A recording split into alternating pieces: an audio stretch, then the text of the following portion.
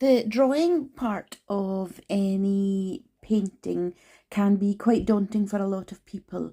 The sort of initial laying out of the building, the pencil drawing part.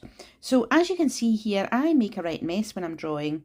Um, I am very scribbly. I do lots and lots of lines because I know I'm going to go over these lines, choosing the lines I want for my painting and deleting the lines I don't want.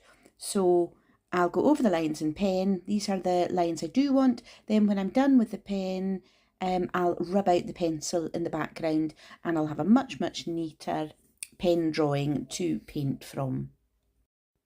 I try not to press too hard when I'm doing my pencil drawing so that I don't leave any really indented lines or marks in the watercolour paper, and so it's a little bit easier to rub out.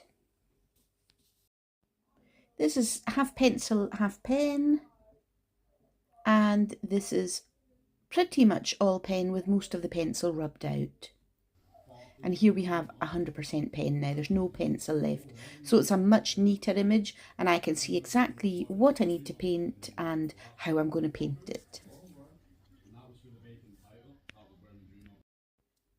When I paint, I always start off painting an area that's a straightforward area. I know what colour I'm painting, I know what I'm doing with it.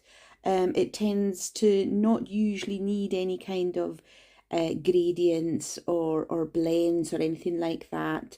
I go in with a nice straightforward colour. I get my colour sorted before I start, but it just means I'm getting colour on paper and I'm getting it going.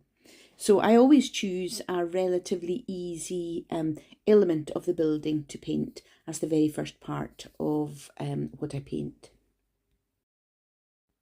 Here I'm painting the background brick colour, and it's the same for most of this building. It's mostly the same sort of colour. Some parts might be a little bit darker, some parts might be a little bit or might have brick designs in them, which I can do afterwards.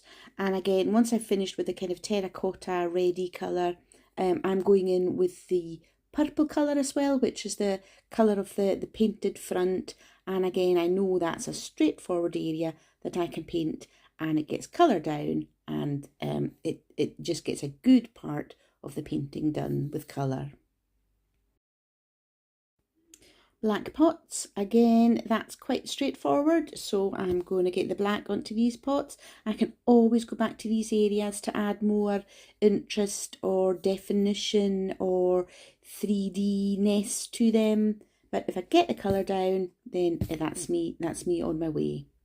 So unfortunately I didn't record an awful lot of this painting, but here's the final painting with the very handsome Bruno looking on as well. Okay, thanks for watching. Bye bye everybody.